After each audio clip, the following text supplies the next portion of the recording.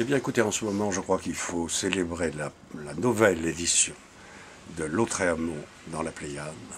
Et j'ai relu, alors que je croyais connaître ça par cœur, parce que j'ai beaucoup écrit là-dessus, ce qui d'ailleurs est prouvé dans cette nouvelle édition. Je relis les chants de Maldoror et poésie.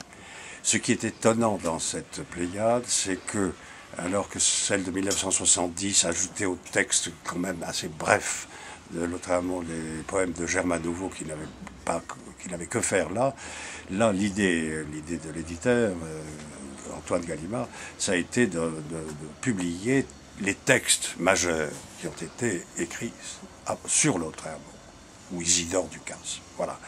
Ces textes jalonnent l'histoire de la littérature elle-même. Ça part de Léon Bloy, qui est un des premiers à trouver ça passionnant mais fou. Et ensuite, vous avez alors les grands protagonistes qui sont les surréalistes, c'est-à-dire André Breton, un texte étonnant d'Aragon, le livre de Marcela Pléné qui vient après celui de Maurice Blanchot pour en préciser l'impact sur le fait que le personnage principal c'est le lecteur chez Lautréamont, la chose qui est en général pas si inaperçue étant donné que tout le monde se jette dans le réalisme plat social et le roman familial. Là au contraire c'est une merveilleuse, une inouïe tentative de faire que le lecteur écrive le livre en même temps que celui qui l'écrit.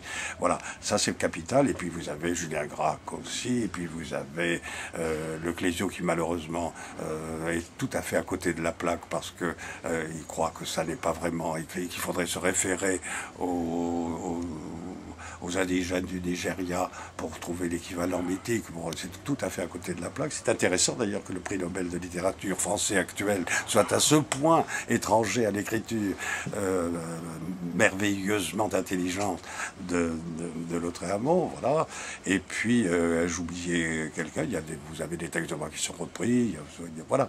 Donc tout ça est en pleine effervescence. Et que si vous songez qu'il y a 140 ans, que Isidore Ducasse est mort à Paris à 24 ans, pendant le siège de Paris, qu'il a écrit ça, qui sur le moment n'a eu absolument aucun écho, ça prouve que la littérature est plus forte que le temps, et c'est là-dessus qu'il faut insister.